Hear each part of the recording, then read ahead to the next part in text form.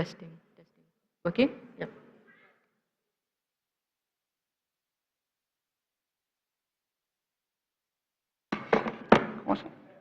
Good morning, ladies and gentlemen. Welcome to the third and final day of this Cata conference. It is absolutely wonderful to see you all here again, all energetic, all enthusiastic to dive into yet another day full of insightful sessions. Good to see you as well, Vidasan. Morning, Ishvi. Good morning, delegates and participants. I can see some ever smiling, glowing faces.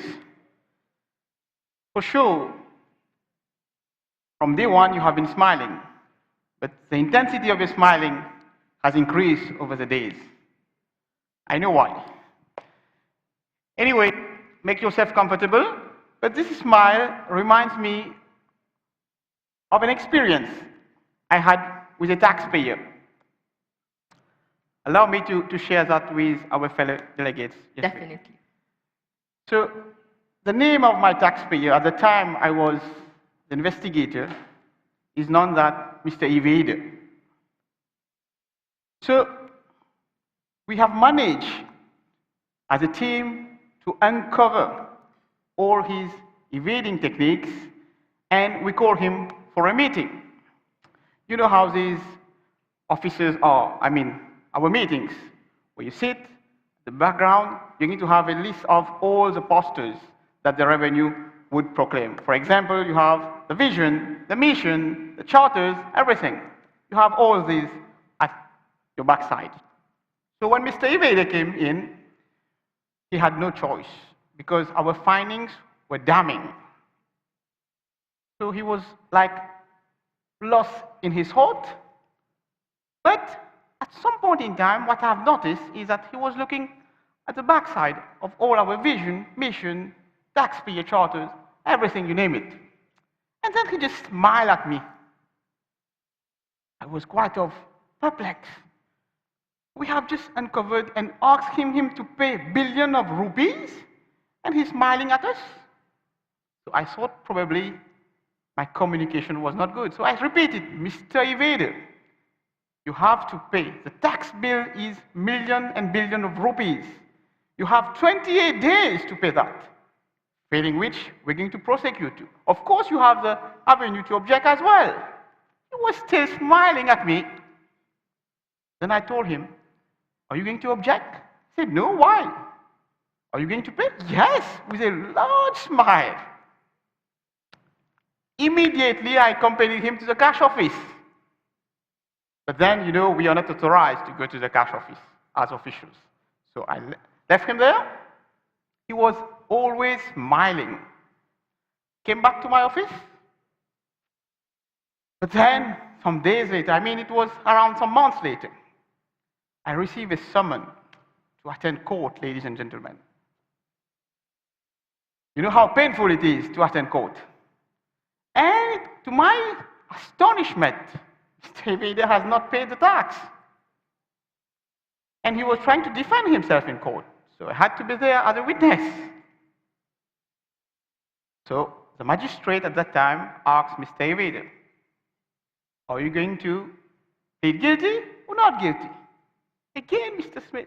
Evader was saying, not guilty, with so much confidence. So our lawyers, our panel of lawyers, were very confident about this case because the way the findings were done, it was damning to the invader. But when the magistrate asks, you have not been paying taxes, that's why we are prosecuting. He said, no, I have paid my taxes. Our records were showing he has not paid. And he's just in the court, solemnly affirmed to speak the truth, and he's saying he has paid all the taxes. The magistrate required him some clarification about that. He said, let's come together and visit the tax office. You're going to see how I paid it. Ladies and gentlemen, he came to our office. And remember that vision, mission, charter. One of our charter line 27 says, we make our taxpayer pay their taxes with a smile. So, you see that? We have been telling them, you will pay your taxes with a smile, so they come and smile at the trash office. So, case dismissed. Unfortunately, we lost our case. Kashvi, please proceed. I'm not going to tell you. Thank you, Ludasen. So, ladies and gentlemen, we have an exciting lineup of speakers today who are very eager to share their expertise and experiences with the audience. Once again, know that your involvement is key to ensure that this session is a fruitful one. Ladies and gentlemen, our first speaker today shall take us through an interesting topic in the world of taxation. This time, we are talking about voluntary compliance. In an era where tax compliance is increasingly complex and tax evasion is on the rise, promoting a culture of voluntary compliance has never been more crucial. Today, we are going to explore innovative strategies and best practices that can be implemented to encourage taxpayers to fulfill their fiscal obligations willingly and proactively. Our esteemed speaker for today is none other than Mr. Mark Conrod, Senior Program Advisor from the Canada Revenue Agency's International Relations and Treaties Office. Mr. Conrod reckons 15 years of experience in international tax and capacity building. He is also Canada's country correspondent to Cata and is a frequent delegate to OECD's Committee on Fiscal Affairs, as well as Inclusive Framework on BEPS. Ladies and gentlemen, without further ado, let us please give a warm welcome to Mr. Mark Conrod on the stage.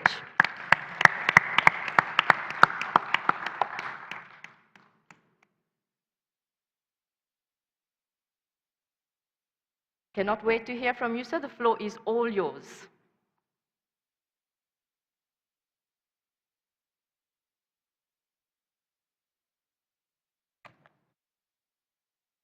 Well, thank you, MCs, for that very kind welcome. Good morning, Chair, Vice Chair Emeritus, Madam Executive Director, and esteemed colleagues. I managed to be the last speaker yesterday. I'm the first speaker of the day today, but I promise this is the last time you will have to hear from me until Cata night tonight. However, not to get ahead of myself, this morning I will be presenting an overview of Canada's experience with promoting voluntary compliance. Now, as Cata delegates, of course, we all understand the importance and the value of paying taxes. But I will admit, at a personal level, that when it comes time for me to pay my taxes, I'm not always terribly happy about it. In fact, I'd say that at times I perhaps feel slightly resentful about the idea of having to give a significant portion of my income to the government. And to be honest, I suspect that some of you may sometimes feel the same way. So that raises the question, what makes ordinary people, ordinary citizens, ordinary taxpayers willing to voluntarily pay their taxes? How can we as tax administrators entice people with a carrot towards the path of voluntary compliance as opposed to simply threatening them with a stick when they veer towards non-compliance? Well, it strikes me that the importance of promoting voluntary tax compliance is embedded in virtually every aspect of the work we do. In fact, just on Tuesday morning as this conference opened, we had the opportunity to listen to the anthem of the Mauritius Revenue Authority. And even in the MRA anthem, the lyrics specifically state, "We will promote voluntary compliance." So clearly this is a key topic for all of us. So during my presentation, I plan to cover four main areas. First, I'm going to give a brief and very high-level overview of Canada as a country and our system of taxation in order to give you some country-specific context. Next, I'll cover Canada's holistic approach to compliance. I will also discuss how the Canada Revenue Agency, or CRA, manages Canadians' expectations, again as a way of promoting good voluntary tax compliance. And I'll finish with the discussion of a few specific initiatives that the CRA has found particularly effective in this regard. So, a brief look at taxation in Canada. All right, to begin with, Canada is a federation of 10 provinces and 3 territories. We are a parliamentary democracy, more or less based on the Westminster model, with a system of common law throughout most of Canada, the exception being Quebec, which uses civil law. That's a reflection of their French colonial heritage. Canada is quite large, and relatively speaking, we have a very small population for our landmass, only 41 million people. And of course, this results in us having a great many widespread and remote communities, and this brings a unique set of tax compliance challenges with it. Canada is a very multicultural country. We have approximately 5% Indigenous peoples in our population. As well, Canada has more than 20% new Canadians. So roughly 1 in every 5 Canadians was born outside the country. And again, this brings its own set of compliance challenges because people are used to different tax systems, different ways of government, and so on. And finally, I'll mention that Canada is a bilingual country. English and French have equal status in the law, and all government services must be provided in both official languages. To take a quick look at our tax system, Canada uses a self-assessment system. The legal basis for this is our Constitution Act, and taxes are levied at the federal level as well as provincial, territorial, and municipal levels. And some First Nations, and by First Nations I mean Indigenous governments, also levy their own taxes. And lucky CRA, the CRA is the main body that administers taxes and benefits across the country. So we are led by the Minister of National Revenue, an elected official. On a day-to-day basis, we're managed by the CRA Commissioner, who's an appointed high-level civil servant. And we also have an independent oversight body, the CRA Board of Management, which is mostly made up of appointed people from the private sector. I think I'll also mention that in Canada, tax administration is under the CRA, whereas tax policy is under the Department of Finance, which is a completely different entity. However, the CRA and Department of Finance tend to work quite closely together, and we have a usually harmonious relationship. Now, in terms of revenue collections, the CRA collects taxes not just on behalf of the federal government, but on behalf of most provincial, territorial, and Indigenous governments as well. As an example, we have a federal GST of 5%.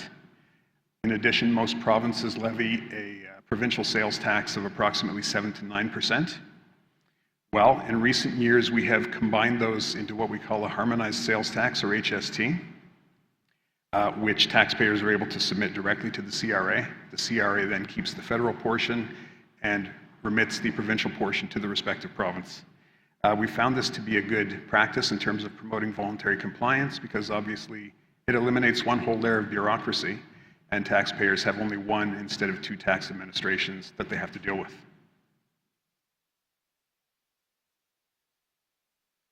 Now that you know a little bit about Canada and our system of taxation, let's talk about our approach to compliance. Broadly speaking, the CRA tries to take a holistic approach to promoting voluntary compliance, in essence embedding aspects of promotion in every aspect of what we do throughout the whole spectrum of tax administration. However, as we all know, voluntary compliance and I suppose good tax morale are predicated on a wide range of factors, a lot of which are often beyond the control of tax administrations. And of course, these are reflected in very basic things such as taxpayers' faith in their government, government transparency, the ability of a government to prove that it can deliver effective and efficient services to its taxpayers. In short, taxpayers need to see that they are getting value for the money that they pay into the system.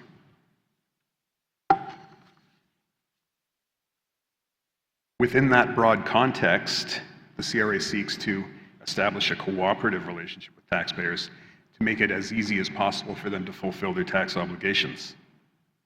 One of the CRA's main goals throughout its interaction with taxpayers is to make sure they have the services, the information, and the tools to remain compliant. Of course, no system is perfect. Obviously, we have non-compliance just as every other country has. So in those cases where non-compliance does occur, our goal is, again, to work cooperatively with the taxpayer to return them to a compliant state and help them remain there. The goal is never to punish. Penalties, interest, and legal sanctions are used only as a last resort when necessary. In all of our activities, the CRA is guided by its strategic planning framework. I am not going to walk through this in any detail, but I think even a cursory examination will show that elements of promoting good voluntary compliance are embedded throughout this document. In particular, our high-level vision, which is to be trusted, fair, and helpful by putting people first, is really one of the cornerstones of our approach to compliance. Now, this slide captures the full spectrum of tax administration activities. And you'll notice here there is no specific element that indicates here is where we promote voluntary compliance.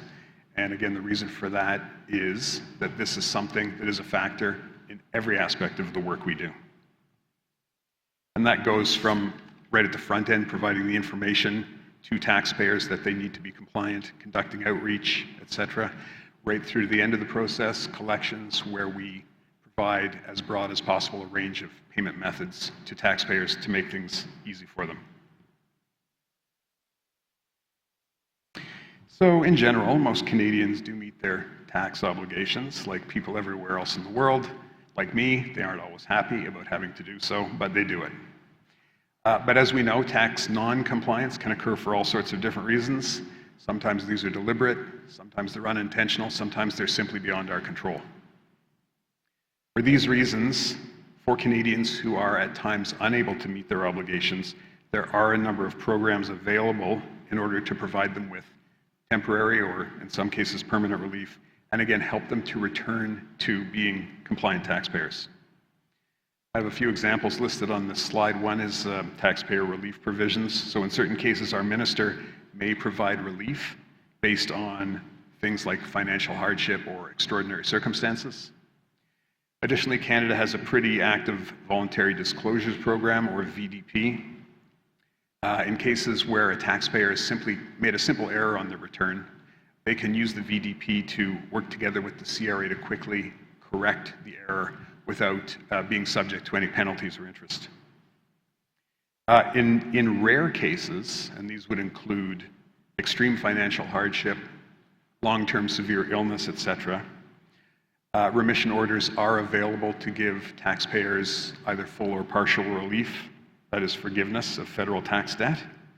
And also I'll mention in the case of natural disasters, so in Canada we have quite a few forest fires every year, for example, and people are often dehoused or forced to evacuate because of that. And as a result of this, filing and payment deadlines can be extended to ensure that people remain compliant and they don't have to worry about not meeting their filing and payment deadlines. To give a broad overview of our compliance approach, you can see we segment our non-compliant taxpayers based on their behavior. And really, this ought to look like a bit of an inverted pyramid, because at the top, the most numerous group are those who need help to understand their obligations, but have not deliberately been non-compliant.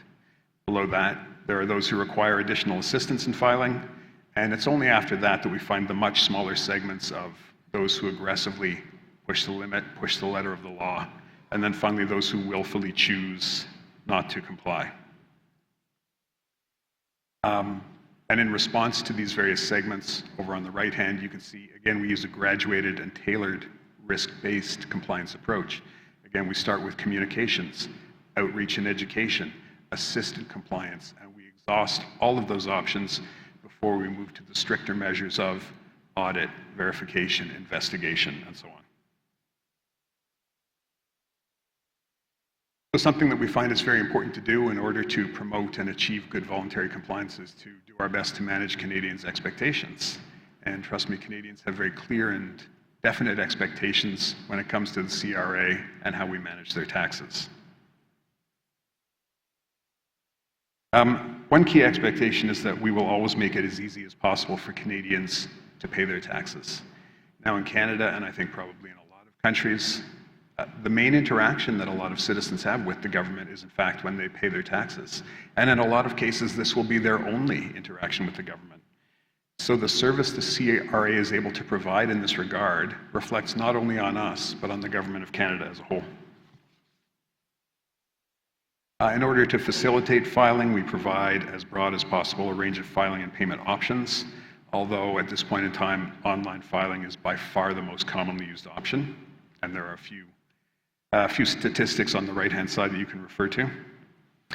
E-filing is not mandatory in Canada. However, more than 90% of tax returns are filed electronically, and we try to facilitate this through a number of measures. One example would be the CRA's partnering with software firms in order to be able to provide every tax season free tax preparation software that people can download from the CRA's public-facing website and that they can use to complete relatively basic tax returns.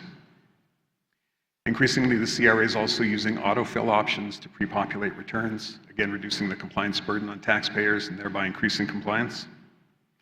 And also, taxpayers are able to interact with us through our secure portals, which we have for both personal income tax as well as for business taxes, corporate income tax, and obviously GST, HST.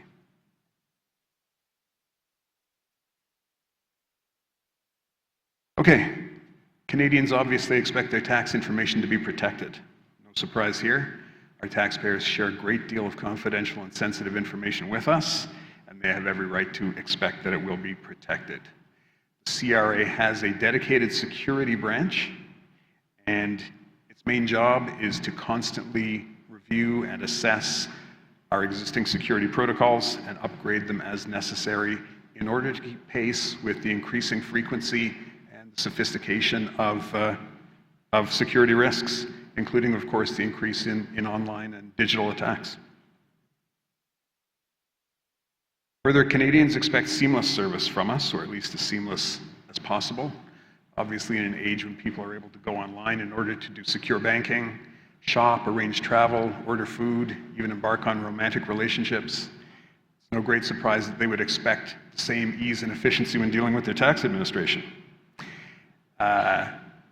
Now, our colleague from Singapore mentioned the other day that tax administrations aren't obliged to always adopt the latest technology, and that is true, but we do need to do our best to try to keep up, particularly when it comes to providing service to taxpayers. In order to facilitate this, the CRA is actually moving through a fairly large-scale digital transformation process, and this is being led by our dedicated Digital Transformation Programs branch, a relatively new branch that was created specifically for this purpose. Now, perhaps most importantly of all, Canadians expect fairness from their tax system, and they absolutely have the right to do so. And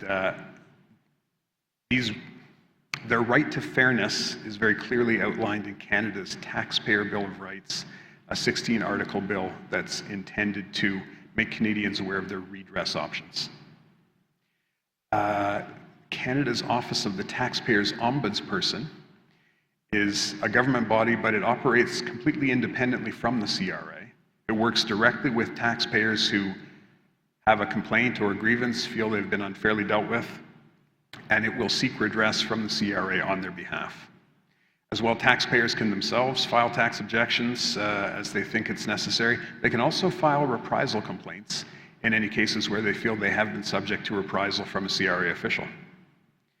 And finally, the Canadian tax courts, which again are completely separate and independent from the CRA, are the final arbiter of all tax disputes. All right, having covered some of key expectations that Canadians have, I'd like to now discuss a few specific initiatives that the CRA has been using in order to help promote voluntary compliance.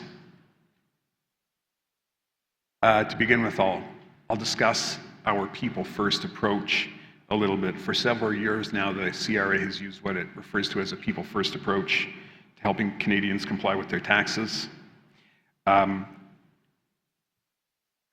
the goal is always to give people the tools and information they need to start out as compliant taxpayers and remain that way throughout their years of interaction with the CRA. However, in cases where non-compliance does occur, our response is tailored to the type of non-compliance.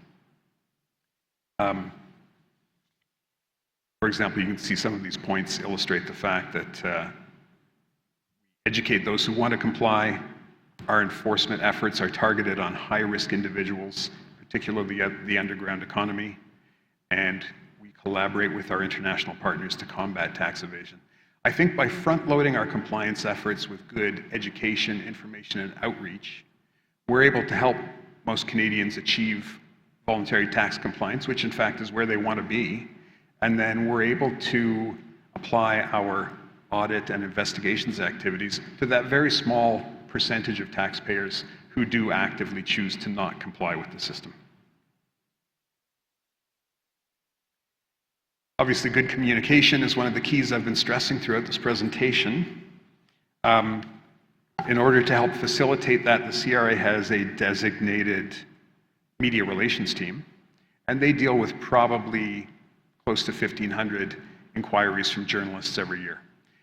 We generally try to take these as an opportunity not to try to shut down the press, but again to work collaboratively with them in order to get the information out there that we want taxpayers to have. As well as responding to media requests, we try to be proactive in getting all new information out there on our public-facing website in as timely a manner as possible.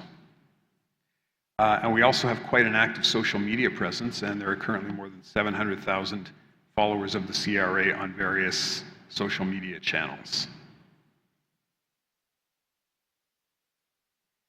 Talk a little bit about some of the specific populations, some of the specific graphics that we work with or aim to work with to promote good voluntary compliance. One of our key demographics are first-time filers, and we find that there are two main groups here. One, of course, is youth, people who are leaving school, embarking on careers, and who have to deal with the tax system for the first time, as well as new Canadians, again, many of whom come from different styles of government, different tax systems, many of whom sometimes face linguistic challenges in terms of dealing with their tax obligations. Obviously, tax jargon can be confusing even to native speakers of any given language. To try to deal with it in your second or sometimes even third language can be frustrating at best. So in dealing with these populations, we do have a segmented approach. You can see we seek to improve tax literacy. We also try to raise awareness, and finally we support tax filing. Obviously here what we want to do is, again, give people the knowledge and the tools they need to file. We make them aware of their obligations and we help them file. But more than that, we seek to give people an understanding of the reason, the rationale behind our tax system. Why do people pay taxes? What does it contribute to? For example, this year we launched a competition in high schools and middle schools across Canada with a prize for the most innovative project that explains the important role of Canada's tax system in the well-being of our country as a whole. In terms of some other populations that we seek to work with in order to achieve good voluntary compliance, we work hard to support our more vulnerable and hard-to-reach populations. These can sometimes include youth and new Canadians, but they also include people living in remote locations. In some cases, our Indigenous peoples, older Canadians, lower income Canadians, people with disabilities, homeless people, etc. And I'll talk about two different programs here, but that are targeted at the same populations. One is our benefits outreach program, and the other is our community volunteer income tax program, or the CVITP. So as I mentioned, Canada both administers tax and benefits. So the purpose of the benefits outreach program is to reach out to people who may be in these demographics, these communities, and demonstrate to them that they may be entitled to a number of benefits by law, and that the best way to obtain these benefits is to file a tax return, establish a presence within the tax system, and therefore be able to claim their eligibility. And it's actually quite proven to be quite an effective program. The CVITP has a somewhat different focus. The purpose of the CVITP is to help lower-income Canadians file their tax returns. So the CVITP, as you might guess, is a volunteer-based program. The CRA works together with community organizations to host free tax preparation clinics across the country. These primarily take place during income tax filing season, but actually they're available year-round as well. Basically, the CRA provides organizations with guidance and support to set up and run these clinics. We provide training for their volunteers in order to be able to help them to help Canadians fill out basic tax returns. We provide free tax preparation software, and we also operate a year-round dedicated helpline that volunteers can reach out to. In addition, I'd like to point out that, in fact, a very large percentage of people who come out and volunteer under the CVITP are actually CRA employees who, on their own time without being paid, come out to help their fellow Canadians complete their tax return, which makes me feel a little bit good about the CRA, I have to admit. I'd mentioned earlier that Canada is a bilingual country, so obviously both of these programs are available in both English and French. Increasingly, we are providing key materials in a range of Indigenous Canadian languages, and also to try and assist new Canadians, we offer a number of key tax information products, I believe currently in 13 different languages, some of which include Arabic, Bengali, Mandarin, Tagalog, Spanish, etc. I can't remember the whole list. I won't even pretend that I can. So having dealt with sort of the nice side of things where we help vulnerable and hard-to-reach populations, let us now discuss the underground economy. Obviously, in many cases, in the underground economy or the informal economy, non-compliance can be a little bit more deliberate. It's not so unintentional as it is in other sectors. However, here again, the CRA's goal is always to first educate, provide outreach and information, and seek to work together with taxpayers to bring them back to a compliant state. We tend to target specific industries. Obviously, we know where most UE activity takes place, and so we have specific programs to help employers and employees in those sectors. And again, by front-loading our approach, by providing these resources to taxpayers and helping them comply voluntarily, we're then faced with a smaller segment of taxpayers with whom we have to deal through audits, investigations, etc. Of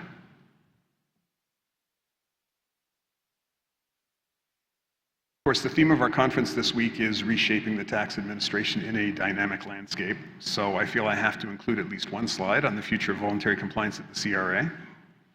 I've already mentioned the CRA is undertaking a fairly large-scale digital transformation. And we have high hopes for that.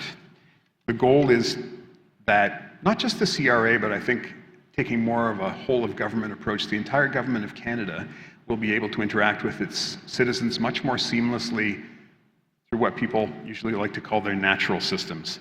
Of course, the goal being, as you can see on the screen, meeting people where they are and making tax and benefits just happen. As an example of this, we are currently in the process of developing an e-payroll system, and this is going to streamline the way that employers report information to the government, which will help both employers and employees when it comes to tax compliance. Just to finish up this slide, I will mention that in undertaking work on digital transformation and planning for the future, we feel that we derive a great deal of benefit from our membership in and our engagement with both regional and international tax organizations. And specifically, I'd like to refer to our work with the OECD's Forum on Tax Administration, or the FTA, and its TA 3.0 initiative, its Tax Administration 3.0 initiative, which I think is providing tax administrations with some really great ideas. So I've covered quite a bit of ground in this presentation, I realize, so I will finish by quickly summarizing a few main points. CRA and the Government of Canada as a whole benefit from a holistic approach to promoting voluntary tax compliance. strive to demonstrate to Canadians the benefits of paying taxes, not just to the country as a whole, but also to themselves as individuals. Clearly, taxpayer expectations must be met, and we do our best to do so. The CRA chooses a cooperative approach to compliance based on clear communication and providing the right tools to taxpayers. Again, we do not seek to punish, we seek always to work together with the taxpayer to return them to a compliant state. Well, that brings me to the end of my presentation. Thank you very much for your kind attention today.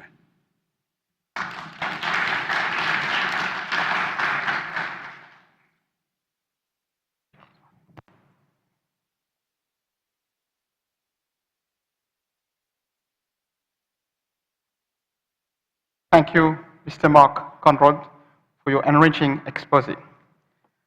Ladies and gentlemen, our speaker has provided us with an overview of a comprehensive package of best practices, initiatives, and strategies how we're going to promote compliance rates in Canada.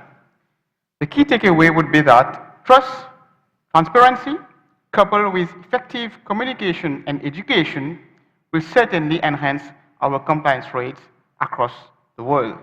So thank you again, Mr. Conrad, for this enriching exposé. Ladies and gentlemen, we will now move to session 4 of our conference, where we will explore the recent initiatives aimed at fostering voluntary compliance with tax obligations. We are extremely excited to dive into this vital topic that is important for the sustainability and fairness of our tax systems. We are privileged to have a panel of experts to share their experiences and insights on these initiatives. Our moderator for this session is Mr. John Swerdlow, the Capacity Building Lead at HMRC on Transparency and Exchange of Information. He reckons 30 years of experience at the HMRC, covering a range of duties, including anti-avoidance, large business, and special investigation, as well as mainstream tax work. Mr. Swerdlow also represents the United Kingdom at several international forums, such as ATAF and OECD. Ladies and gentlemen, please join me in welcoming Mr. John Swerdlow on this stage.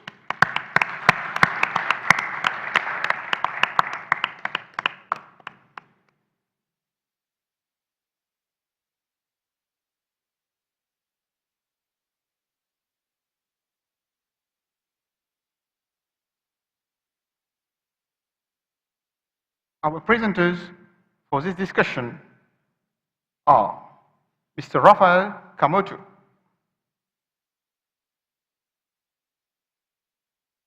Miss Maris Hongton, and Miss Roselyne Depati.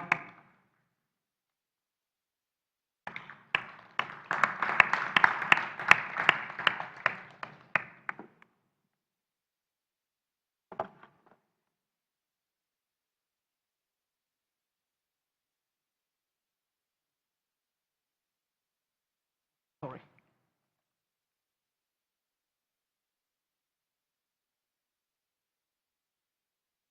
I think you just put it on. I think you just put it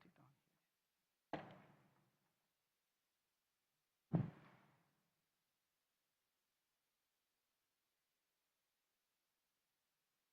Put it up to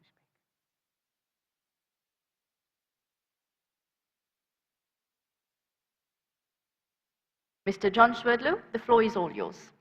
Thank you. Good morning, everyone.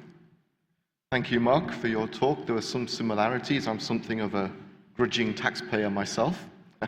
And the UK public also has very strong views about the job that HMRC should be doing. Views not helped by the fact that they mistakenly think tax officers don't have to pay tax themselves. So they're not only stamping on my foot, they're poking me in the eye. This session, and we have an hour for this session, so we'll be aiming to finish at about 10:45, is about the building blocks for a voluntary tax compliance culture. The objective is to showcase the recent initiatives aimed at fostering voluntary compliance with tax obligations, based on the idea that improved taxpayer service and assistance systems are undoubtedly amongst the best strategies in preventing tax non-compliance. We have 3 speakers who are going to present on tools in assisting taxpayers with their tax obligations, fostering civic tax education, and understanding taxpayers' behaviour in promoting voluntary compliance. Our first speaker, Mr. Rafael Kamoto, a Malawian national, has been the Resident Tax Administration Advisor for AfriTax South, based in Mauritius, since September 2021. Prior to that, Mr. Kamoto was Director for Strategic Partnerships, Planning, Monitoring and Evaluation at ATAF. He's held a number of positions in Malawi. Notably, he was Commissioner General of Malawi Revenue Authority, Chief Executive Officer of the Malawi Energy Regulatory Authority, General Manager of Petroleum Control Commission, and General Manager of Grain and Milling Company, and served as a diplomat in Kuwait. I think it's fair to say that Rafael has got around. Rafael, the floor is yours.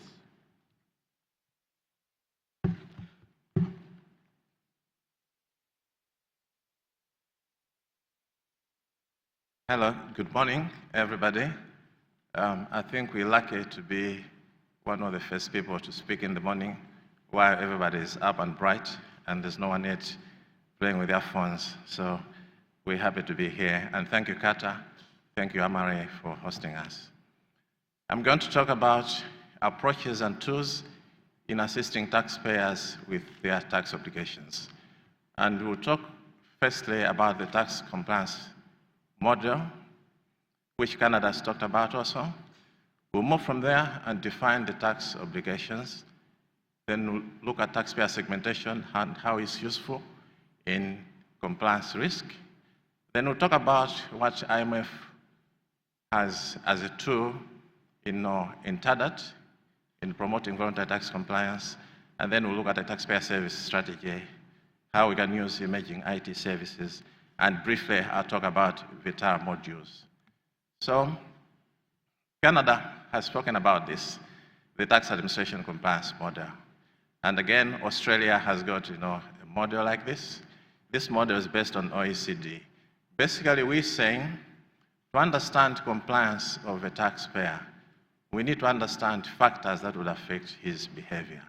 And those factors would depend on the environment in which he is, the business in the industry, his own perception of the impact of various economic things on his businesses, the way the tax administration handles his affairs, the way a taxpayer looks at how fair and transparent we've been, or how the government uses the taxes.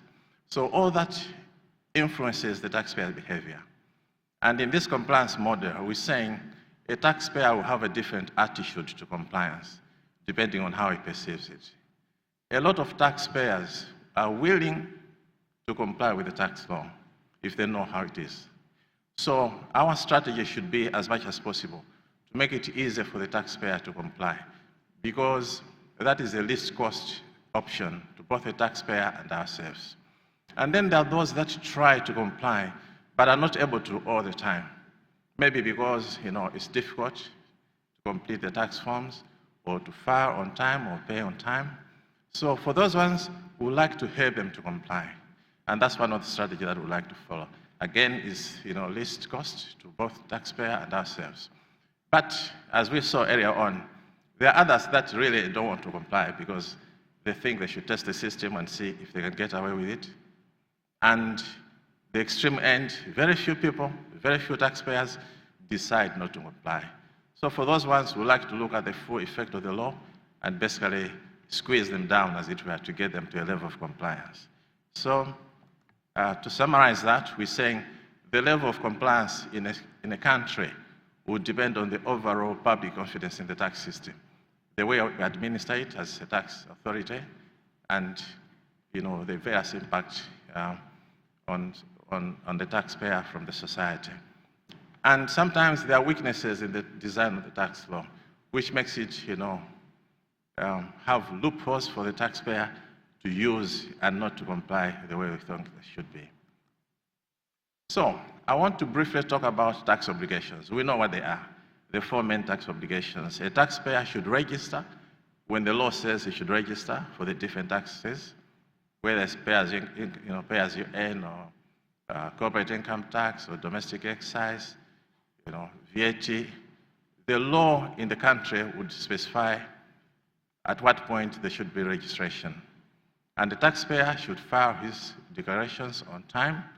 He should make on-time payment, and also the returns should be accurate and complete. So these obligations are universal across all taxpayer segments. But by their nature, they are different across the segments. And talking about segments, we encourage tax authorities to actually have segmentation approach to dealing with tax compliance. Because this is a technique that will help you to separate taxpayers into groups that have got different characteristics, compliance behaviors, and motivations. And it also facilitates understanding of their needs and how to support them and how to treat any risks that come across the segments. And the segments could be different. They could be, in retail or oil and gas, banking and financial, government entities, and so forth. And which brings us to the issue about compliance risk. Why are we talking about compliance risk? It's because as tax authorities, you don't have unlimited resources. You need to channel your resources to areas of impact, areas that are going to affect compliance levels of different taxpayers. And therefore, you need to make an assessment of what is the registration risk? What is the loss of revenue that comes in when taxpayers fail to register when they're required to do so, or when they register when they're not supposed to register? And then what's the loss of revenue attributed to filing risk, where taxpayers fail to file all returns on time, and also payment risk, where taxpayers fail to make full and accurate declaration, on-time declaration, on-time payments by the statutory deadline. And there's the reporting risk, where we'd like to see to what extent there could be loss of revenue because a taxpayer has filed an inaccurate or fraudulent report or an incomplete report. So we basically advise tax authorities to follow the compliance risk framework. This is one framework expounded by OECD, which we've adopted because we work closely together with them. And in this framework, you are all experts at compliance risk framework because this should be a basis of what we do in the tax administration. But generally, we're saying in the operating framework, we've talked about the environment in which the taxpayer is operating from, the country, the industry, the business, the nature of the items that he's dealing with, his attitude towards risk. All that will be an operating context which we need to assess when we're doing compliance risk framework. And therefore, we need to identify the risk. The risk for registration, filing, payment, and accuracy and completeness of return. And then for those risks, we need to narrow down to segments. We need also to look into what are the specific risks for specific tax types. Is it VAT? Is it domestic excise? Is it pay as you earn? Is it corporate income tax? Is it personal income tax? So we should make an assessment of all those risks, look at the impact of the risks and determine what the mitigating factors should be in order to address the risk that we're talking of. One thing that we're expounding as IMF is the use of TADAT as a tool to assess where we are in terms of promoting voluntary tax compliance. A lot of you tax administrations have actually benefited from a TADAT assessment. And Performance Outcome Area 3 on TADAT talks about supporting voluntary tax compliance. And starting at 12 o'clock, when you look at what we're talking about here, we recommend good practices in supporting voluntary tax compliance. And this being, there should be public education and information through guides, brochures, websites frequently asked questions. We should also have customized information for specific taxpayer segments. We should use cost-effective channels to deliver online those services. There must be a commitment to enhanced standards in taxpayer service. There must be regularly updated information on changes in the law and procedures. For example, where laws change every year, for example, on taxes, the website should be changed as much as possible immediately. And also there should be a regular dialogue with the taxpayer representatives or groups or communities. We're also recommending that, as good practice, there must be measures to reduce taxpayer compliance costs. This is what we talk about when we're dealing with, online portals, taxpayer portals, etc. And there must be a monitoring of questions and common legal errors that inform as to where we are. A lot of the things that we come across in audit, for example, would indicate whether a taxpayer is deliberately not trying to follow the law, or there's an element of law which is not too clear, and therefore, when we analyze that, we should be able to improve, how that law can be worked on to make it easier for the taxpayer to comply, and it shouldn't have ambiguity. And we're saying also, we must have monitoring mechanism of public perception. And we're encouraging the tax authorities to have at least an independent survey every 3 years to get perception from the public as to how you're doing in terms of your service. So, without spending much time on taxpayer service strategy, we're basically saying, first of all, you need to assess where are you, a situation analysis. What channels do you have, on paper, in person, online? And can you evaluate the effectiveness of those channels in terms of the quantity, the frequency, modalities, cost, etc.? Where do you want to be in your new strategy? What is the desired outcome that needs to be focused on? And then we're also saying we need to look at how do you want to get there. Yeah, you're devising now a roadmap that takes you to fix a gap that you've identified to the desired state. And then how will you know that you've reached where you wanted to go? There must be a process of monitoring and evaluation afterwards. And therefore, when you're designing a taxpayer service strategy, we're saying that service function should have 4 key components. There must be a component of assistance to a taxpayer when he needs the assistance, or even before he needs it. We must be proactive. We must give them, education. Canada has talked about what they do, in taxpayer education. There must be adequate information given to the taxpayer. And what we want to do is to build trust relationship. So, where we want to give taxpayers necessary information and assistance, we are adopting, a service-oriented attitude towards taxpayers. We don't want the taxpayer to make a mistake and then we come bouncing in an audit and say, you made a mistake, we're going to fine you and charge you everything else.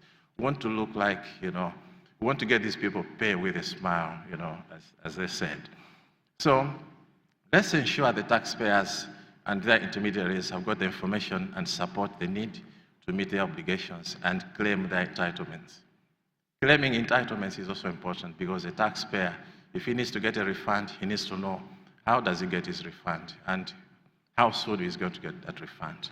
That gives confidence in the system. We need to provide timely information and advice to the taxpayers, and we should also help to reduce the compliance costs for the taxpayers through simplified reporting and record keeping.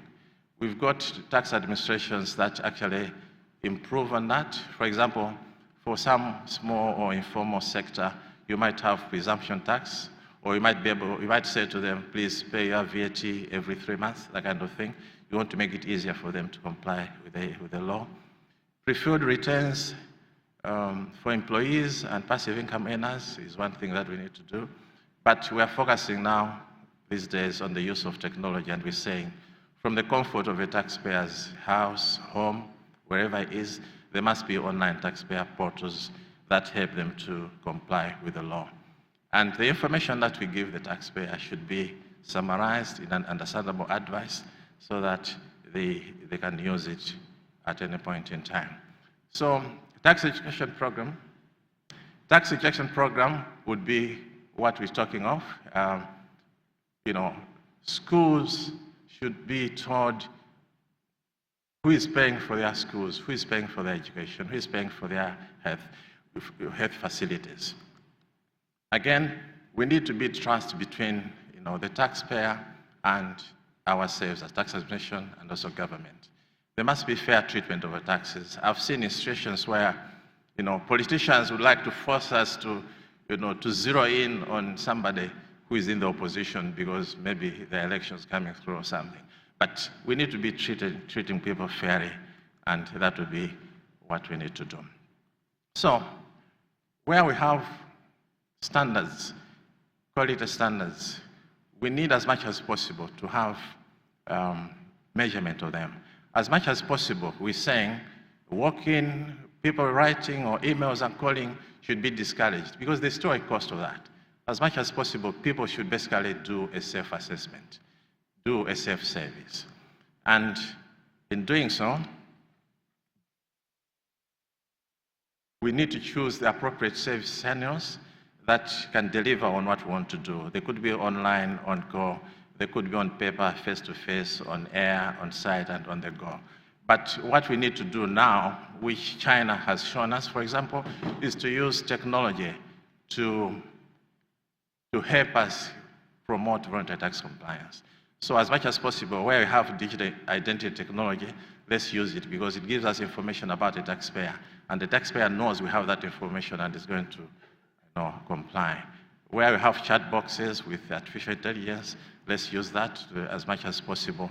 And if we can align ourselves to a whole government approach, where details about services, transactions in government, land registry, business registration are all done together, and to access that information is always important because it helps us have an effective taxpayer compliance. And finally, we need to make sure that a taxpayer service function has got a proper structure, organizational structure, is linked to the compliance risk management, and is invested, it's resourced properly with the right people, with the right skills in communication, public relations, etc. And as we said, we should involve IT in that. So as much as possible, let's get information, public feedback from the people to see to what extent we are successful in the work that we're doing. So I'll stop there, and the rest of the slides you'll be able to have them. Thank you so much.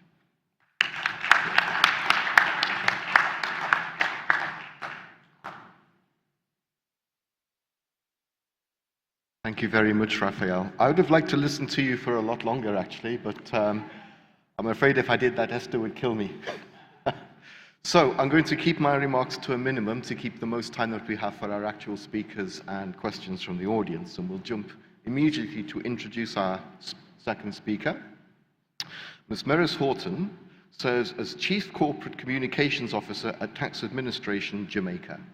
She has responsibility for managing the communications portfolio for staff and external stakeholders, and is the chief spokesperson for the authority. A veteran in the field of tax administration, she began her career in 1990, the same year I did. You look a bit younger than me, though. At what was then the former Income Tax Department, gaining valuable experience in key operational areas. She has represented the tax administration at a number of regional and international tax conferences and meetings with international agencies.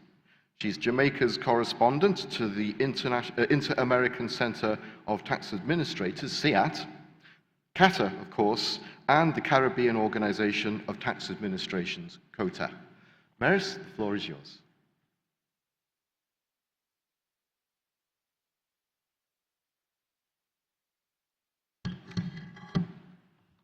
Thank you so much, John. And good morning, my colleagues. I bring you warm greetings from the land of reggae to this, the paradise island of Mauritius. I can tell you, I certainly look forward to the tour that we'll be having on Friday. But we're here today still. So let's look at why I'm here. At the invitation of Esther, or should I say our team manager, I'm here to share an element that I did at a workshop at Cata on taxpayer service and education. And when she asked me, Esther, it's hard to say no to. So here I am. But I'll be limiting my presentation to just looking at fostering civic tax education. And you heard the first speaker say that this was one of the important elements of taxpayer service and education. Now, there's an unquestionable link between tax education and compliance right across the globe, and certainly within the Commonwealth. And of course, Jamaica is no different. So we're asked to pay careful attention to the importance of tax education to encourage voluntary compliance. A first step to encouraging voluntary compliance is to build an understanding of why we pay taxes. The why is very important. Promoting tax morale and enhancing the ease of doing business for our various stakeholders, including our youth. So I'll use the session to highlight some of what we have been doing in Jamaica in this area. Now, let me give you a little context of what it is that we're going to be talking about. The OECD, in its publication, Building Tax Culture, Compliance, and Citizenship, a global source book on taxpayer education, their second edition, states that taxpayer education is a key tool to transform tax culture and increase voluntary compliance. The book analyzes a unique data set of 140 taxpayer education initiatives deployed in about 59 developed and developing countries across the world. And I'm proud to say that Jamaica is included in this. It offers different approaches to taxpayer education and identifies common challenges and solutions. Additionally, to test the health of our organization and programs against global good practice, Jamaica has undergone 2 TADAT assessments, one in 2015 and the other in 2021. Now, in relation to the performance outcome area for supporting voluntary compliance, Jamaica recorded a B and then an A, respectively, with a summary content that proactive taxpayer education programs are used for students and people starting business. As a communications practitioner, I've borrowed the transferable principles of the 5 W's from journalism and public relations and applied it to promoting voluntary tax compliance. As a fundamental building block, we must first identify and target the who. In this instance, we believe the children are our future, and so focus some of our attention on our youth. In relation to the what, we have developed a schools tax education program, which we have branded as STEP, which forms a part of Tax Administration Jamaica's very robust taxpayer education program. As to the where, STEP is done within the school system and is delivered at various levels. When is this done? It's primarily done during the school year, which is September to June, by and large. So that is how we carry this out. And then we have to look at the why. Why do we do this? We do this to promote a culture of paying taxes and to encourage voluntary compliance. This has to start early so it becomes a habit. This is actually bearing fruit for us, as we have actually seen this being embraced more and more in more and more schools. Now, just to give you some more insight into the how. So our school's tax education program, STEP, is coordinated through our programs unit and operationalized by our taxpayer education officers who we have on staff. This is done across our 4 main regions, and it's also done in partnership with our Ministry of Education and Youth. So we do a lot of partnering in what it is that we carry out. We strategically engage with our youth through our schools tax education program, and this well-recognized program caters to students at the primary, secondary, and tertiary levels as we work to educate and build a positive tax culture. This initiative continues to grow through partnerships with entities like Junior Achievement Jamaica and other stakeholders. Now, I'll just give you a little more in terms of how it is that we climb the step to voluntary compliance. At the primary level, we facilitate visits to schools, as well as periodically the schools come to us, where they actually visit in our tax offices. The school visit engagements include utilizing fun activities, because we have to engage the students. And we do this through things like we design activity booklets and play things that help to get them engaged. So we introduce some of the concepts to them in a very easy way. We also strategically partner with Junior Achievement Jamaica, which is a US-based program that offers a school civics curriculum that includes basic tax information on why we pay taxes. This is an 8-week school-based program for grades 5 and 6, and it culminates with them doing a 1-day field trip to what has now been built as a Junior Achievement Biz Town. So that's something we're very excited about. This town simulates how a town operates. So the students actually run the town for the day. They do what they learned in the 8-week program that they went through. So in the town, there are businesses, banks, a government office with a mayor, and of course, a tax commissioner. At the secondary level, we do school visits for business classes as well as participate in career days. We use a mixture of presentation and activities to engage these students at this level. We also facilitate them signing up for their taxpayer registration and application process.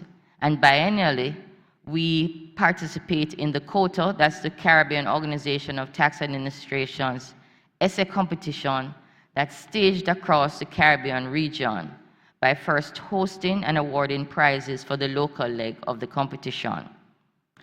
At the tertiary level, we sponsor moot on taxes at the annual university debates. We also provide lectures for a number of tax courses that are available at the different universities, and we do guest lectures at some of these also.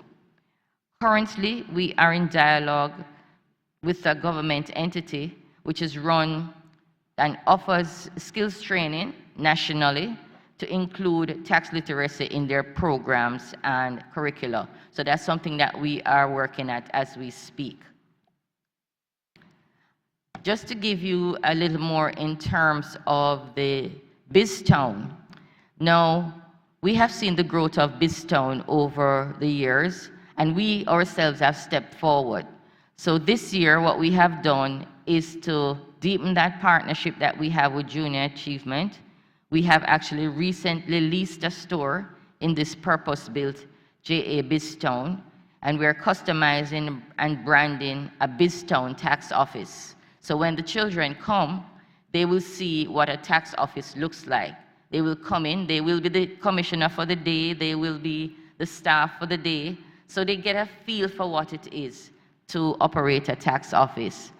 And these field trips facilitate about 10,000 students passing through throughout the school year on these visits. And these visits, as I mentioned before, it comes at the back end of a program, an 8-week program that they do in schools. So what we do, we assist in the training of the teachers who then deliver the program, which has information in there to include tax information. We have also started dialogue to expand STEP at the secondary level, again in partnership with Junior Achievement Jamaica, as they also have a structured program called Junior Achievement Company of Entrepreneurs.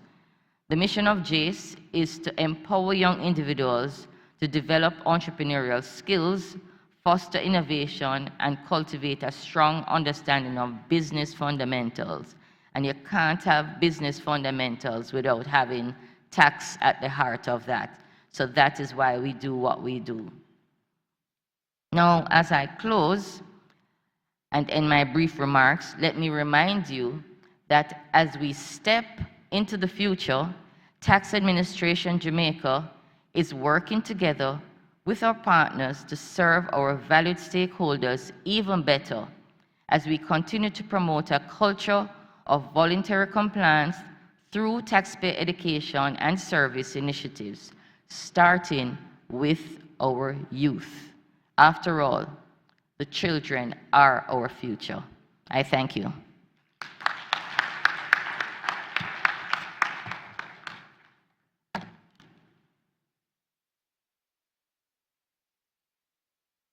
Thank you very much, Meris. In the distant past, HMRC actually had a cartoon character called Hector the Inspector to try and engage with the young public. And at the time, I was a fairly young tax officer, and I thought it was a very silly and stuffy representation of what a tax inspector looked like. Over the years, I've moved rather closer to Hector the Inspector, which I personally find quite disappointing, if I'm honest. Our third speaker, Ms. Rosaline Lepathy, is from the Seychelles Revenue Commission. Rosaline leads the Compliance Program and Policy Unit in the SRC, a post that she's been serving in for the last 5 years. In August 2022, she was mandated to also oversee the reform and modernization related project as part of her portfolio. This includes the development of a new taxpayer management system with the aim of automating the internal processes and provide better e-services and digital solutions to facilitate voluntary compliance. She began her career in the SRC, formerly known as the Tax Office, back in July 2003. She's witnessed the transition from a traditional tax office to a more modern tax administration. The major reform which formed the SRC occurred in 2009. Everyone, Ms. Rosaline Lepathy, the floor is yours.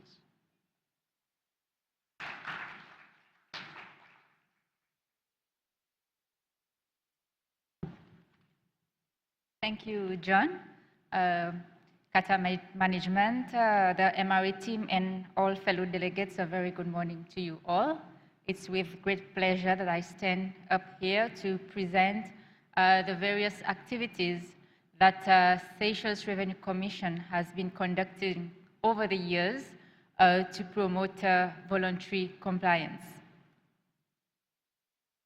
I will skip the few slides, which only provide some background.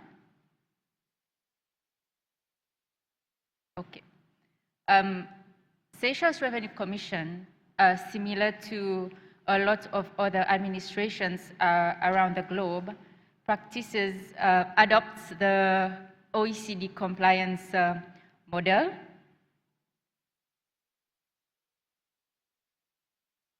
My next slide also showcases the status of our compliance rate from 2003 and 2024 year to date. And as you can see, so far it's in green. And it's also important to note that currently we don't have an online portal. So whatever I'm demonstrating here represents manual filing process and payment.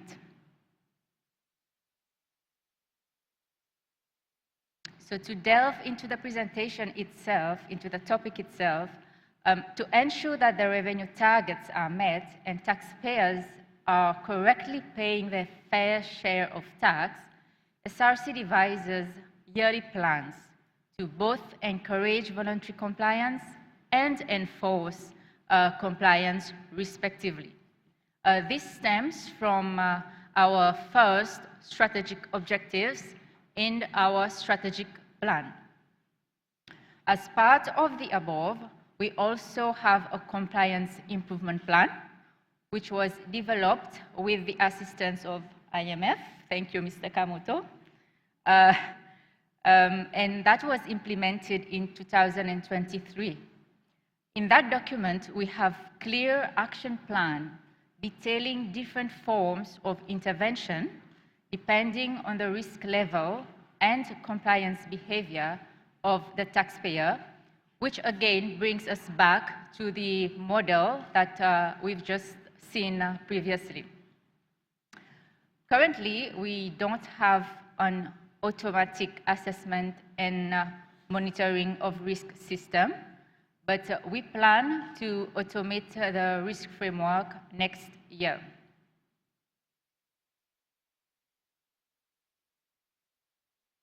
As previously mentioned by my other colleagues, we also segment our taxpayers because for us we see that this is a very crucial component in promoting voluntary compliance. So taxpayers are segmenting per sector, then are further differentiated based on their risk level by applying the risk differentiation framework. This is to ensure that we are allocating resources to the highest risk taxpayers and applying softer measures to the low-risk taxpayers, hence encourage them to remain compliant. In essence, to embed that practice of compliance management principle in the operation, we adopt the OECD compliance model to ensure that officers themselves understand the difference between preventive, facilitative, and enforced compliance treatment measures. We also believe in building good relationship with our taxpayers. So to foster the culture of voluntary compliance amongst our population, SRC emphasizes on the adoption of preventive approaches as it is more sustainable and cheaper in the long run. Hence, building a good relationship with our taxpayers remains one of our top priorities. Firstly, we provide the opportunity to build a one-to-one relationship with our team from day one upon issuance of the TIN letter, where our taxpayers are introduced to the provision of advice team and invited to expand their knowledge on the obligations stated in their TIN letter. Secondly, we also organize targeting workshops for our new registrants. This is done on a quarterly basis. Here, the taxpayers have the opportunity to learn about the different tax types, the processes, and everything related to the tax obligations since a very early stage. This has shown improvement in our filing rate amongst the new registrants, and from 54% to 68% in 2023, and 80% year to date in 2024.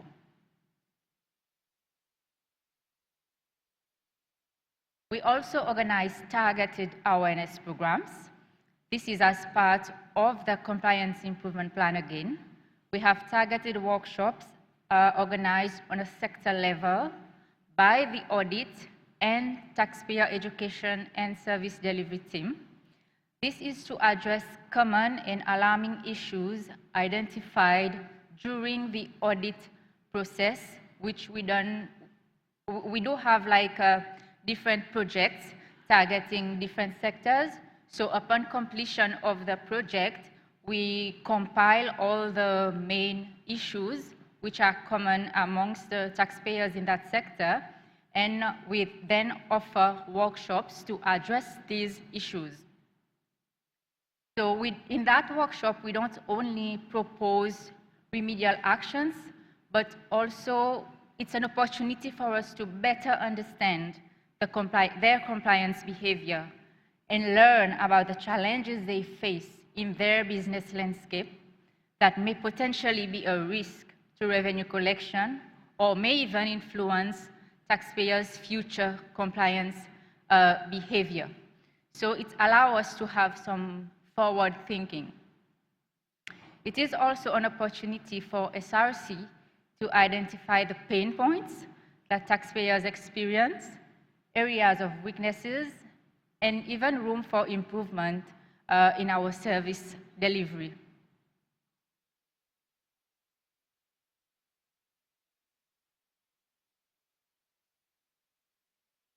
So as my colleague has previously touched on, we also believe in educating our youth because they are the future taxpayers. So we emphasize on inculcating a culture of voluntary compliance through delivery of educational programs touching different groups in the society from a very young age. We deliver talks in primary and secondary schools on an annual basis. We have recently ratified MOU with the School of Business Studies and Accounting, which is equivalent to college.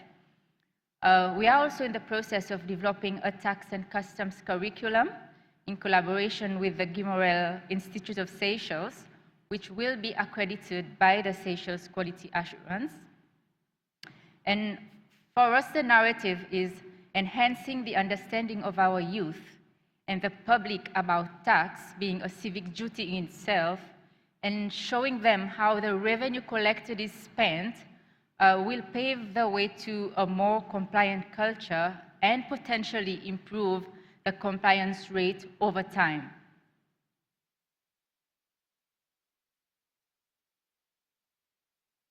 We also offer tailored educational assistance as a way to support voluntary compliance.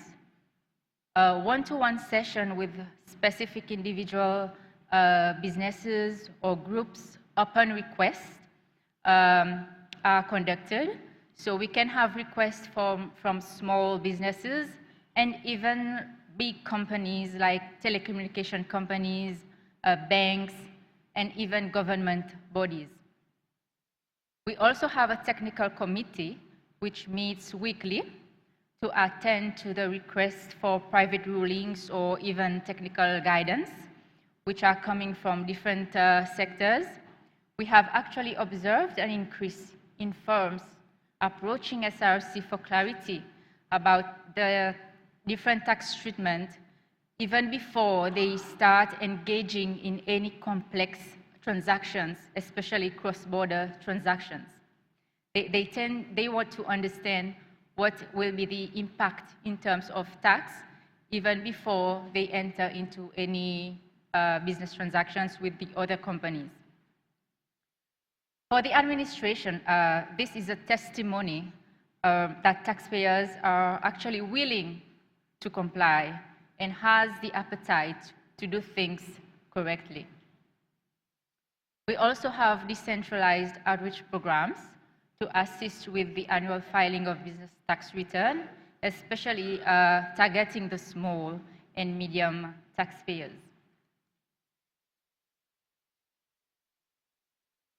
In terms of involvement, we also aim to build and maintain good working relationship with our stakeholders.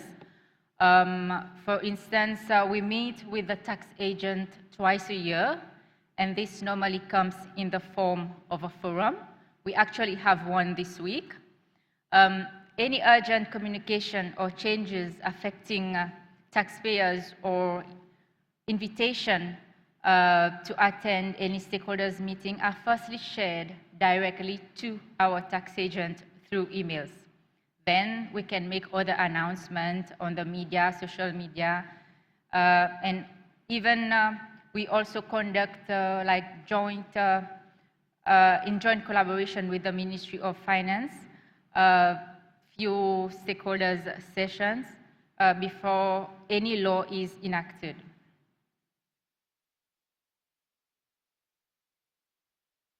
We also try to remain proactive and visible by making use of the media coverage through press conferences and regular radio airtime in collaboration with the MOF to communicate any law changes and policies.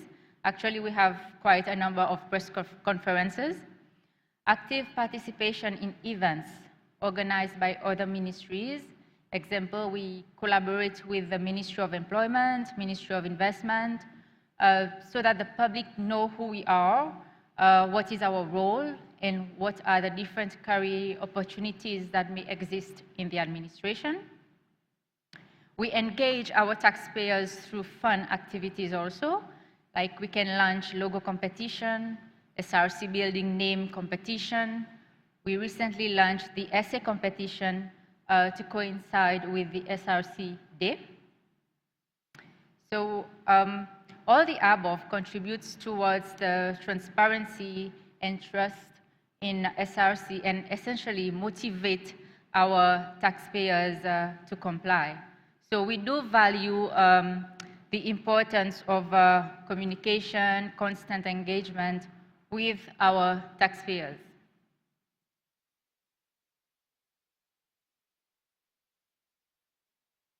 So this will be my last slide. Just to have a glance at the new initiatives, we have currently drafted a transformation roadmap, which is for the period 2024 to 2026. Very soon, we will be conducting our perception survey to better understand how the public perceives SRC and how this may also influence their compliance behavior. We're investing in new technology, including taxpayer portal to ease and facilitate compliance. As I've mentioned before, we're looking into automating the risk framework to better analyze the trend in taxpayer behavior, assess the risk level, and inform risk treatment decisions. All the above will strengthen the ability for us to allocate our resources to the highest risk areas, therefore enhance efficiency and effectiveness across. We also planning to invest in a call center, which is not available for the moment, to facilitate assistance. Thus is voluntary compliance. Thank you.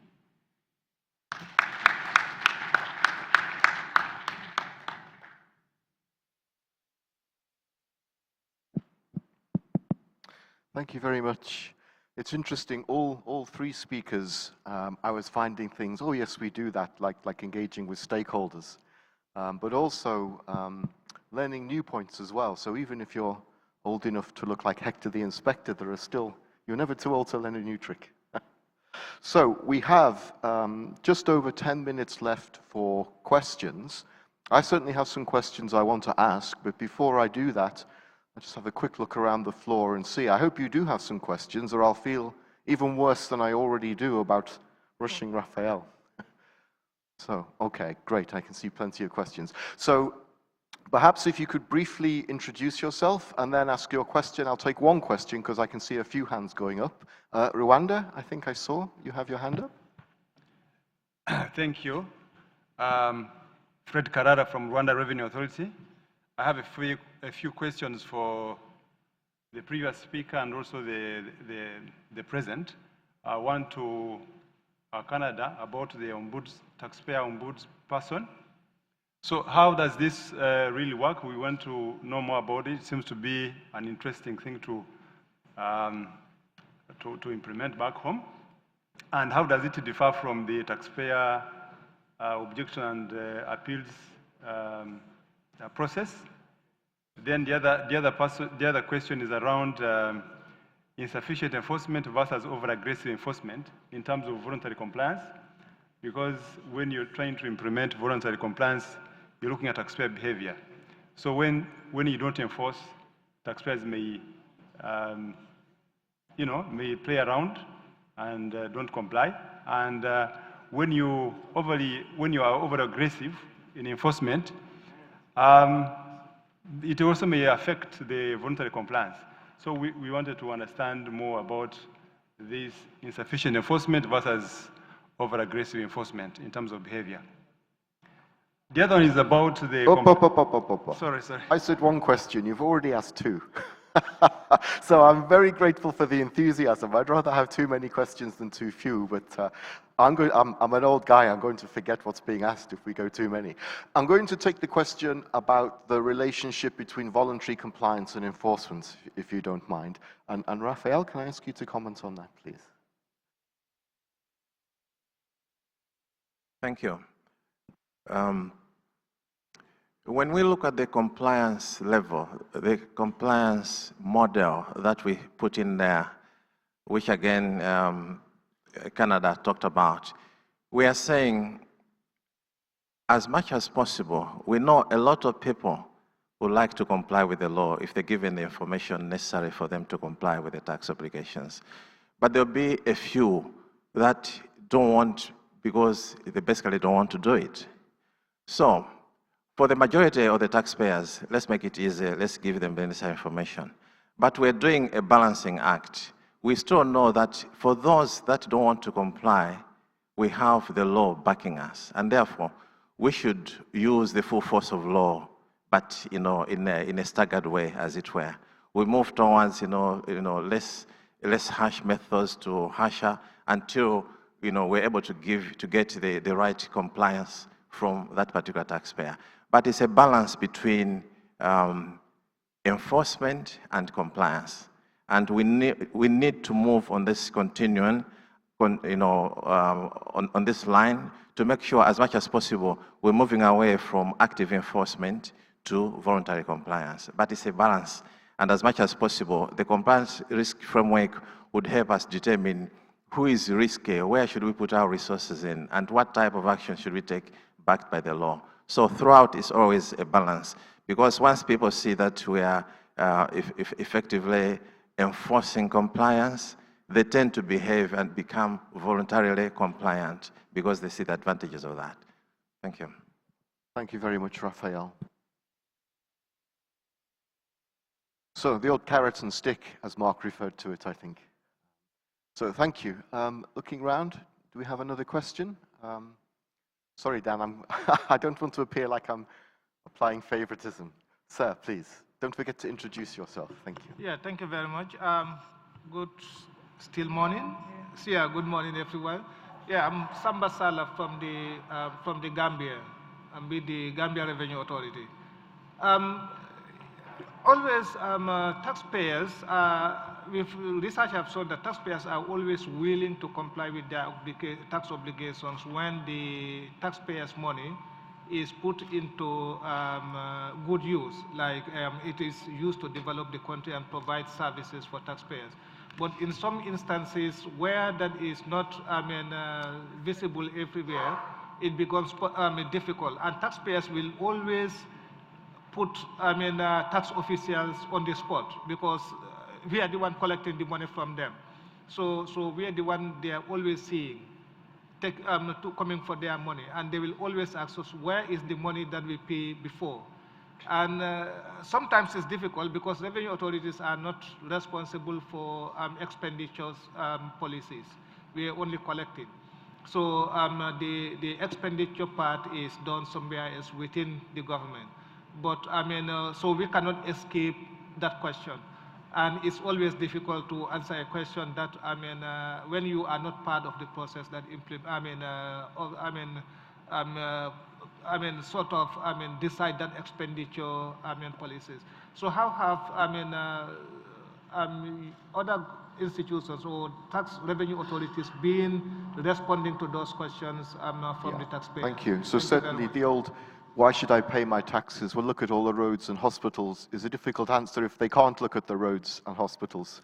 And once I retire, I can't wait to become obsessed with how quickly potholes are filled in. Meris, do you address this with the children about what they get for paying their taxes? How do you tackle that problem? Yes, from the level of the youth, that is actually one of the fundamental things that we do share with our students. Why do we pay taxes? But it's the same thing that we do with our taxpayers, the older ones. The programs that we have, even though I spoke about the youth program, when we look at the robust program that we have for taxpayer education, one of the things that we also look at is in terms of what are the benefits that taxpayers can get. So yes, we don't spend the money, we don't state policies, we administer, as our names suggest.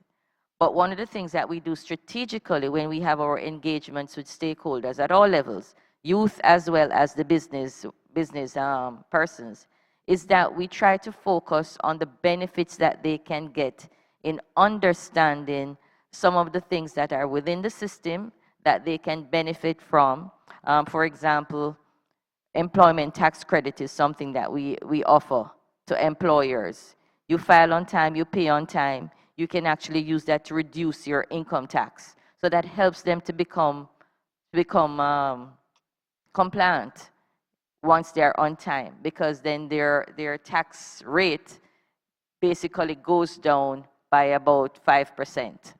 So that's one of the things that we look at. We look at the positives, we promote those things that is beneficial to our taxpayers. Thank you very much, Paris. Thank you. Okay, I think we probably have time for one final quick question. And if I don't see any other hands going up, I'm going to go to the UK.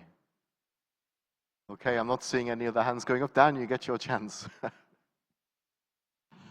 Thank you very much. Yeah, Mr. Dan from the UK. 4 great speakers this morning. Really enjoyed all the presentations. Definitely have an affinity to this area of work. Having worked in this area already myself, there's lots of good reasons for us for doing this work. I think one of the challenges that I've seen is being able to measure success from this type of activity and linking it to overall aims of, that we've actually impacted behaviours in such a positive way. So I was just interested from any of the speakers if they had any thoughts of how we actually measure success on some of these things.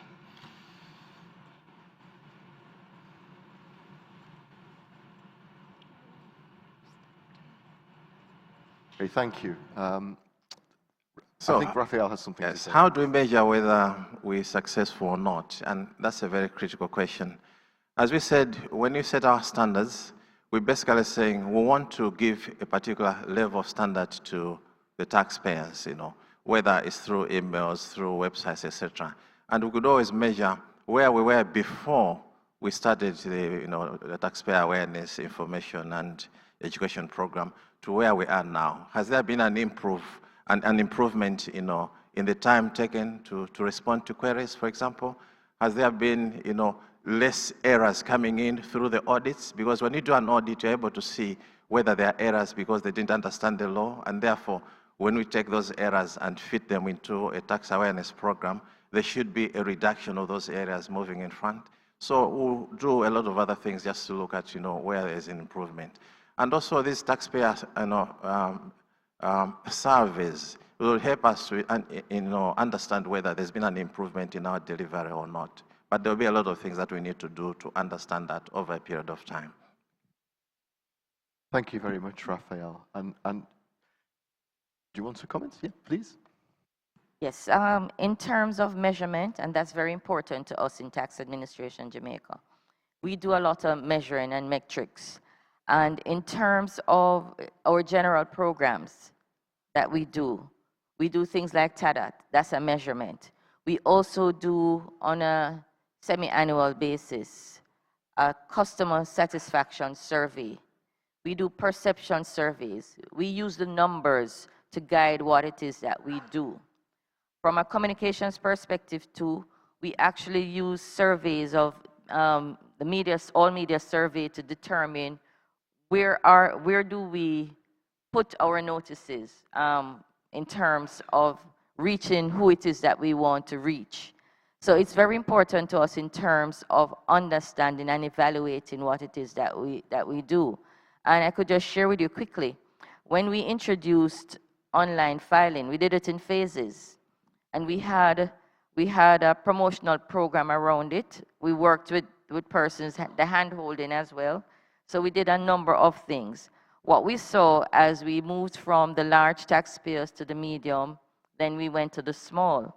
By the time we had reached to the medium taxpayers, the small were already engaged. So we actually were able to move up that time. And that's because we strategically worked with persons, not just in terms of using the media and social media, but we also use direct engagement with persons. Thank you, Maris. And in the perspective of Seychelles, I have spoken about having a compliance improvement plan in place. And around this also we have our targets, compliance targets. So we have clear indicators such as the on-time filing rate, on-time registration rate, on-time payment rate. So for us, these are indicators of voluntary compliance. So we measure quarterly, and we also submit that to cabinet. And then after the end of the year, we do like a holistic evaluation of the whole plan. Thank you. Thank you very much. And I'm afraid with that, we've run out of time. So please join me in showing our warm appreciation for all three of our speakers. Thank you.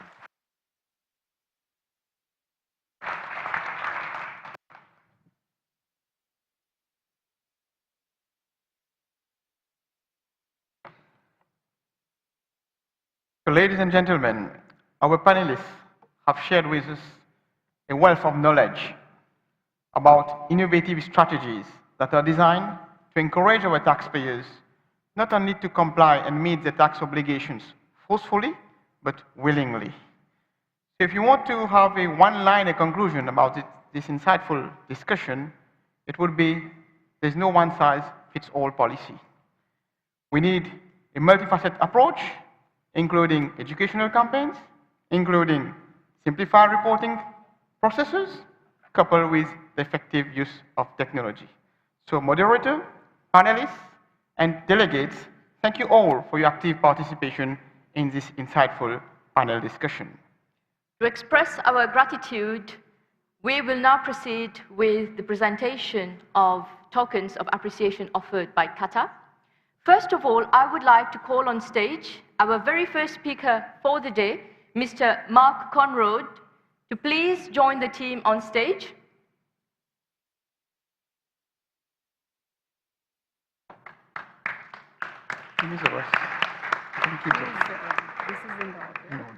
To do the honors, I would like to invite Cata's new president, Dr. Abu Tariq Jamaluddin. Please join me in welcoming the president.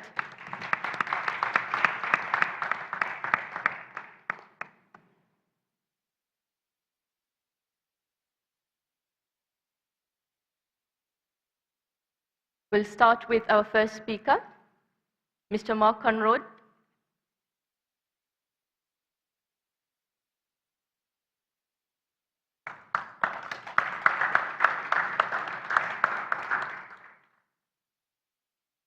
Our moderator, Mr. John Schwedlow.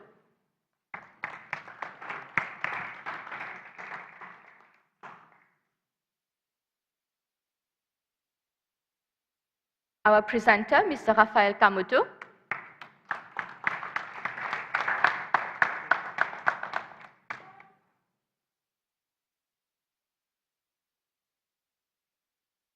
Our second presenter, Ms. Maurice Ogden.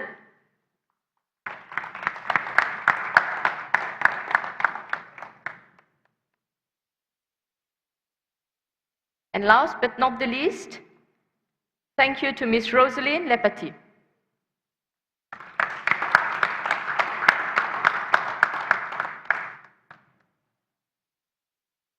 As customary, I would request all our speakers to please step forward for the photograph.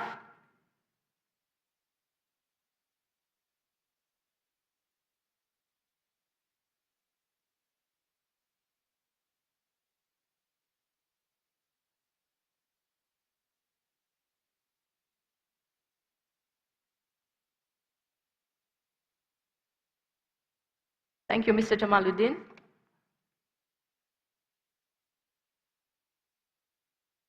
And thank you to all our speakers. I'd like to extend my heartfelt thanks to everyone, to our wonderful audience, for your thoughtful questions, for your participation. Your engagement has really made this session a fruitful one.